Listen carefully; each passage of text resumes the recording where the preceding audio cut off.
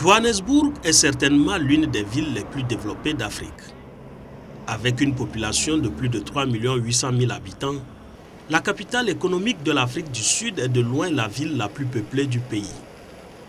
C'est cette métropole sud-africaine qui abrite depuis 2001 le siège du secrétariat du NEPAD, devenu l'agence de planification et de coordination du nouveau partenariat pour le développement de l'Afrique, suite à son intégration dans les instances de l'Union africaine en 2010. Les pères fondateurs du NEPAD, qui avaient dès le départ songé à l'intégration de l'institution dans l'Union africaine, ont préféré attendre que cette Union africaine se constitue pour voir quels étaient les meilleurs moyens de l'intégrer dans les structures et processus de l'Union africaine. Cela a pris à peu près 7 ans, entre 2003 et 2010. Et en 2010, le secrétariat a vu son intégration dans les structures et processus de l'Union africaine et a été transformé en agence de développement de l'Union africaine. Dans les faits, c'est la Commission de l'Union africaine qui définit les programmes. L'agence du NEPAD est chargée de la mise en œuvre et de la mobilisation des ressources. Le NEPAD vise 6 objectifs prioritaires, à savoir la construction des infrastructures, la formation des ressources humaines, le développement de l'agriculture, la sauvegarde et la défense de l'environnement, la diffusion de la culture et enfin le développement de la science et de la technologie. Le NEPAD avait suscité beaucoup d'enthousiasme à son lancement. Sa mise en œuvre devrait se traduire par une meilleure croissance économique, la création d'emplois, la réduction de la pauvreté et le renforcement de l'intégration du continent africain. Après des débuts difficiles, plusieurs programmes sont aujourd'hui en cours d'exécution.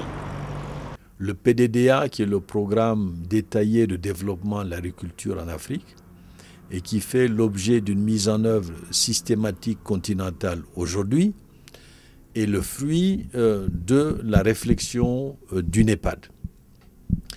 Les stratégies développées dans le domaine des biotechnologies, où nous sommes significativement en avance sur le continent, institutionnellement, c'est le fruit du NEPAD. La conception du câble sous-marin sur la côte ouest avec les connexions terrestres, c'est le fruit du NEPAD. En 2003, les chefs d'État d'Afrique avaient promis d'allouer 10% des budgets nationaux à l'agriculture à l'horizon 2008. Ils avaient également fixé au programme détaillé de développement de l'agriculture africaine et du NEPAD un objectif de croissance de 6%. À ce jour, moins de 10 pays ont dépassé cet objectif. En conséquence, la sécurité alimentaire demeure encore un défi majeur pour l'Afrique. En raison des déficits vivriers chroniques, les prix des produits alimentaires restent élevés dans plusieurs pays du continent. Aujourd'hui, une trentaine de pays du continent ont signé et intégré le programme détaillé de développement de l'agriculture africaine dans leur politique agricole nationale. Le PDDA a pour mission d'inscrire l'agriculture au cœur des priorités et d'en faire une agriculture à même d'assurer une croissance socio-économique, notamment en ce qui concerne la création d'emplois et de revenus, la création de richesses ainsi que les effets induits qu'elle pourrait avoir sur les paramètres socio-économiques tels que la sécurité alimentaire et la réduction de la pauvreté. La pêche est également l'un des secteurs où l'agence du NEPAD met en œuvre d'importants programmes.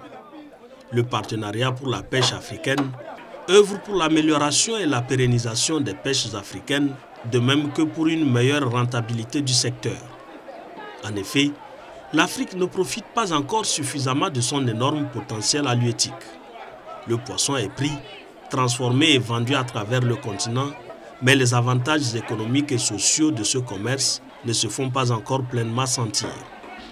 Il s'y ajoute que sans une gestion adéquate de la pêche et du commerce du poisson, les ressources ne sont pas suffisamment sauvegardées pour les générations futures. L'agence du NEPAD aide donc les États à assurer un meilleur investissement dans les pêcheries. Dans cette perspective, elle met en œuvre d'importants programmes au Ghana, au Libéria et en Sierra Leone, où le poisson constitue le principal apport en protéines animales.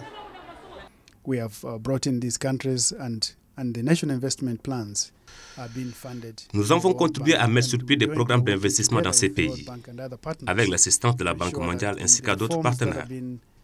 Donc, il y a une assistance afin que des réformes soient menées à bien, de sorte que, dans le court ou moyen terme, la pêche puisse contribuer au développement économique de ces pays. Mais le plus important à ce niveau, étant donné que la pêche dans ces pays est toujours à l'état artisanal ou traditionnel, nous faisons en sorte que les politiques nationales en matière de pêche et les programmes soient conçus de telle sorte que le petit pêcheur en tire un bénéfice optimal.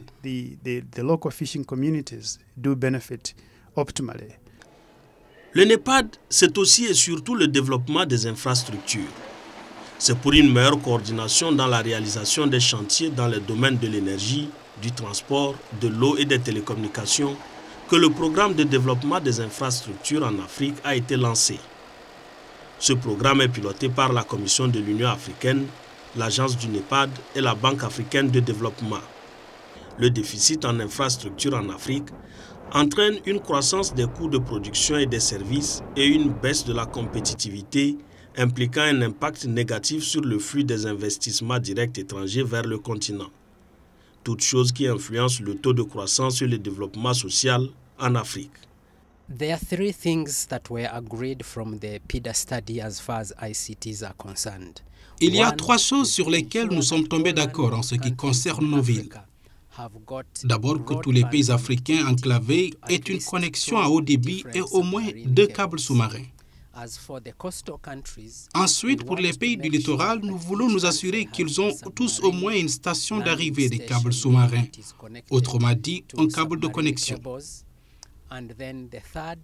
Et pour finir, nous avons transposé le cadre réglementaire continental, surtout celui sur la connexion transfrontalière, afin que nous puissions avoir des accords pour mettre sur pied des connexions continentales à haut débit.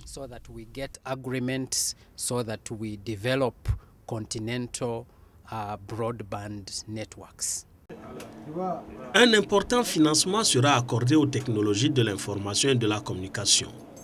Le département e-Afrique de l'agence du NEPAD abat un important travail pour promouvoir le développement des TIC à travers le continent africain.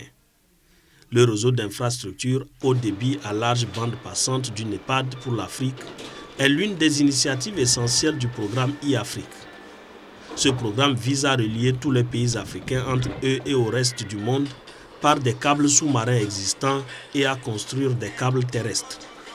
Par ailleurs, 16 pays africains ont signé des protocoles d'accord avec le programme e-Afrique du NEPAD et un consortium de sociétés privées pour prendre part au projet de démonstration des e-écoles. À ce jour, 80 e-écoles ont été créées. Chaque école est équipée d'un laboratoire d'au moins 20 ordinateurs ainsi que d'un serveur et d'une infrastructure de réseau et de périphériques tels que des scanners, des tableaux blancs électroniques interactifs et des imprimantes. Les écoles sont connectées à Internet afin d'accéder à des contenus et de communiquer avec le reste du monde.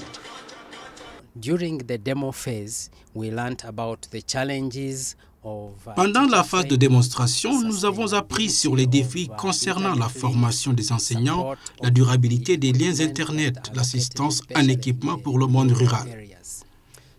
Nous allons donc nous appuyer sur les leçons apprises pour nous assurer que les communautés économiques régionales y participent.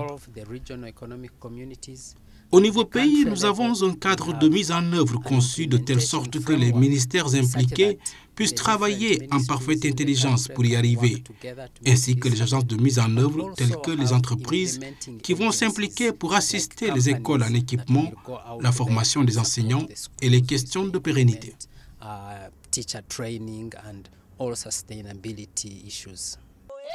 Dans le cadre du développement humain, avec l'appui financier du gouvernement espagnol, l'agence du NEPAD a déjà appuyé 46 projets au profit des femmes du continent dans une première phase.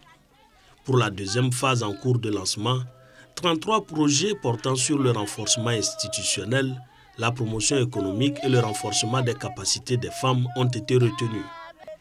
En attendant le lancement de la deuxième phase du fonds NEPAD Royaume d'Espagne, le département du genre de l'agence se réjouit de l'impact des financements antérieurs. Quand tu vois des femmes qui transforme le soja en lait pour combler les déficits alimentaires et que nous le raconte et qu'on voit. Et quand on voit que ce lait de soja est utilisé par les populations à la base, c'est un grand réconfort pour nous.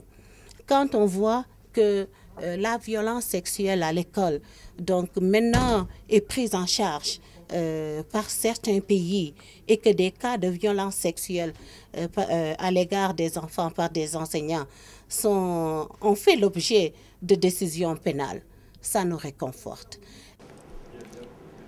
Le NEPAD est un ambitieux programme de développement qui requiert la participation de la société civile et du secteur privé africain. C'est dans cette perspective que le groupe Ecobank et l'agence de planification et de coordination du NEPAD ont récemment procédé à la signature d'un protocole d'accord. Cet accord vise à renforcer la coopération entre les deux institutions. Au siège de l'agence du NEPAD, on s'est dit désormais ouvert à ce type de partenariat. Exemple très concret, lorsque nous facilitons la mise en œuvre du PDDA, qui est le programme de l'agriculture, nous associons maintenant les organisations de producteurs agricoles, ce qui n'était pas le cas il y a quelques années. Et nous ne les associons pas encore suffisamment et nous avons des efforts à faire, mais nous savons que la qualité de la mise en œuvre des politiques agricoles dépendra pour beaucoup de leur implication. Pour ce qui concerne la mise en œuvre des projets en infrastructure, nous savons que les partenariats publics-privés sont un instrument tout à fait efficace. Donc il ne s'agit pas de faire venir le secteur privé à la fin de la définition d'un projet, mais de l'associer dès le départ. Et ça aussi, c'est un changement de mentalité. We look for other people to fix our problems. Nous essayons de voir d'autres personnes qui puissent nous venir en aide et dans ce sens, nous avons le sommet Chine-Afrique, le sommet Inde-Afrique et en même temps, nous avons des entreprises en Afrique qui mobilisent et investissent beaucoup plus d'argent que certaines qui participent à ces deux sommets le font sur le continent. MTN a investi de façon significative en Afrique des milliards de dollars. Dangote, dans la cimenterie, a dit qu'il allait investir 3 milliards de dollars et Ecobank va investir 1,3 milliard. Ce que je veux dire par là, c'est que peut-être qu'il nous faut un sommet africain. Il y a beaucoup de capitaux en Afrique du Sud, au Nigeria, au Maroc et en Égypte. Alors, nous allons essayer de voir comment mobiliser ces ressources pour développer l'Afrique.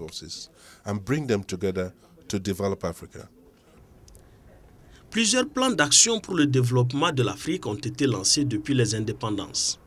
Par manque d'appropriation et de mécanismes institutionnels pour la mise en œuvre, ces programmes ont fini par être abandonnés.